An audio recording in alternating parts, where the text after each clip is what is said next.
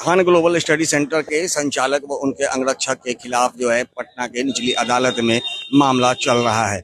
आज सुनवाई थी, लेकिन आज जो जज थे उन्होंने आज की सुनवाई को टाल दिया है और कल सुनवाई होगी। फैजल खान सहित उनके दो अंगरक्षक जो कि पिछले एक महीने से पटना के बेऊर जेल में बंद है, उनके खिलाफ लगातार सुनवाई जारी है। और आज जो है जो निचली अदालत के जो जज हैं उनके द्वारा ये कहा गया है कि अगली सुनवाई जो है कल होगी और साक्ष्य की जानकारी दोनों पक्षों के अधिवक्ताओं से मांगी गई है। तो इन तमाम मुद्दों को लेकर के खान ग्लोबल स्टडी सेंटर के जो लीगल एडवाइजर हैं रंजन सिंह, वो क्या कुछ कह रहे हैं, पहले वो सुनिए।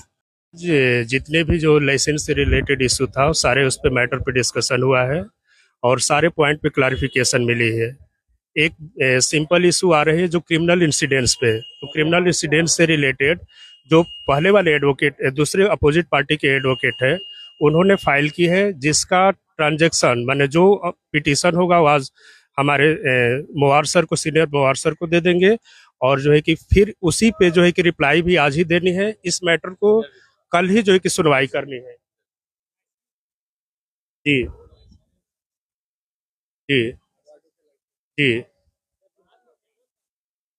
जी लाइसेंस है कि उसका कंडीशन है कि जो है कि 2 महीना पहले लैप्स हुआ था, तो लैप्स हुआ था तो उसका प्रोविजन है कि जब जैसे मैटर लैप्स होती है तो 2 महीने के अंदर जो है कि या 6 महीना टाइम दिया जाता है, जिससे कि आप फिर उस चीज़ को रिन्यू करा सकते हैं। तो वो ऑफेंस है, बट जो है कि वो रीजनेबल ऑफेंस है, जिसपे बेलेबल ऑफेंस है, तो उसमें ऐसा कोई प्रोविजन है कि वो सिंपल तरीके से उनको बेल मिल सकती है।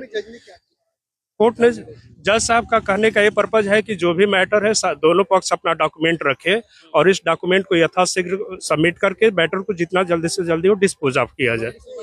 अगली सुनवाई इसी पर्पज की वजह से देखते हुए जज साहब बोले हैं कि दोनों पार्टी अपना अपना डॉक्यूमेंट शेयर कर दे। इस मैटर को हम कल ही सुनेंगे।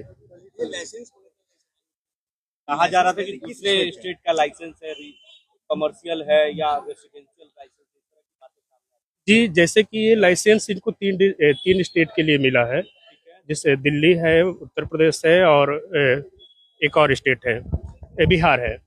और एक ट्रेवलिंग लाइसेंस होती है। ट्रेवलिंग लाइसेंस होती है कि जब भी हम बॉडीगार्ड रखते हैं तो हम एक ही स्टेट में नहीं रहते हैं, सारे स्टेट में जाते हैं, तो उसके अकॉर्डिंग इनका वैलिड है, वो आप आ सकते हैं, जा सकते हैं। उनका बस यही कंडीशन है कि जो लैप्स हुआ है जो 2 महीना पहले, तो फिर वो रिन्यू करा लेंगे, तो वो कोई बड़ी इशू नहीं है।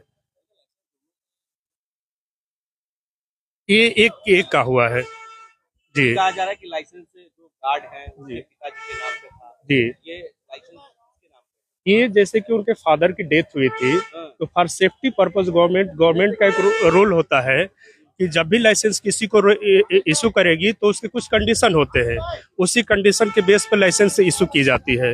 हम ऐसे किसी को लाइसेंस इशू नहीं करेंगे, तो बस सामान्य नॉर्मल हो जी। इसीलिए तो जज साहब का भी अपना कंसर्न है कि इस मैटर को जितना जल्दी से जल्दी हो डिस्पोज ऑफ किया जाए। लेकिन ये हो सकता है क्या पिता के लाइसेंस पे? नहीं, पिता के नाम पे नहीं लाइसेंस है, लाइसेंस उन्हीं के नाम पे है।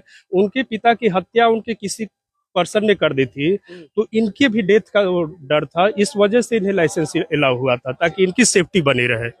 तो जैसा कि आपने सुना, रंजन सिंह ने सीधे तौर पे कहा है कि अगली सुनवाई कल यानी बुधवार को होगी और इसके लिए दोनों पक्ष के अधिवक्ताओं से कागजात मांगे गए हैं। और सीधे तौर पे जज साहब ने कहा है कि अब सुनवाई को ज़्यादा लंबा नहीं किया जा सकता है और इसके लिए उन्होंने निर्देश दिया है कि दोनों पक्षों को कागजात जल्द से जल्द हाजिर करने का, सबमिट करने का, और जब सबमिट हो जाती है तो फिर उस पर फैसला लिया जाएगा। तो कहीं ना कहीं देखा जा रहा है कि लगातार जो है फैजल खान को जहां कोर्ट से राहत मिलती नजर आ रही है, वहीं उनके जो दो अंगरक्षक जेल में बंद हैं उनकी मुसीबतें लगातार बढ़ते जा रही है, क्योंकि उनके जो हथियार थे, जिस हथियार से गोली चलाए गए थे, उस हथियार के लाइसेंस जो हैं उनकी भी लाइसेंस की अवधि खत्म हो चुकी थी। और ऐसे में अब बड़ा जो सवाल उठ रहा है कि जब उनकी लाइसेंस की अवधि समाप्त हो चुकी थी तो फिर ऐसे हथियार का उपयोग करते हुए उन्होंने गोली कहाँ कैसे चलाया।